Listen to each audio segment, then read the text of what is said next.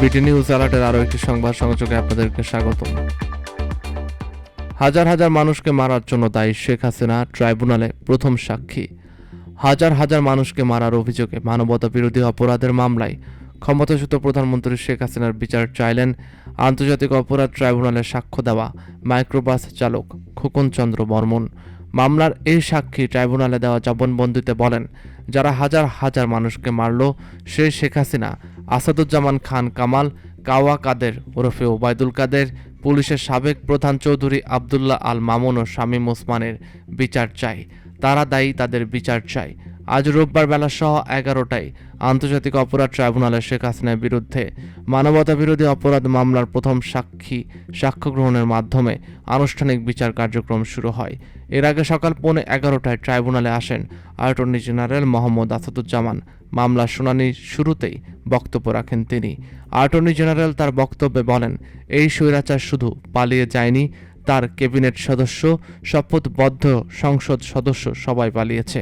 পৃথিবীর ইতিহাসে এমন স্বৈরাচারের জন্ম হয়নি।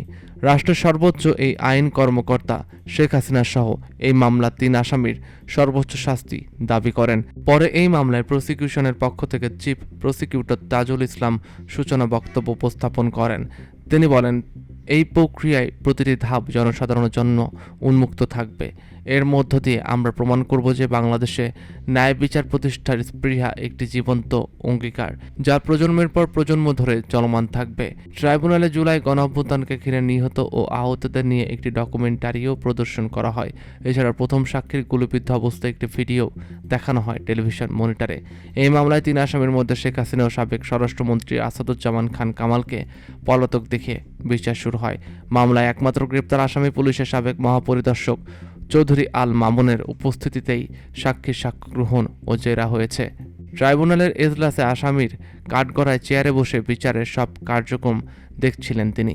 এদিকে এই বিচারকে রাজনৈতিক উদ্দেশ্যে প্রণোদিত দাবি করে অভিযোগ প্রত্যাখ্যান করে বিবৃতি দিয়েছে রাজনৈতিক কার্যক্রম নিষিদ্ধ হওয়া আওয়ামী লীগ।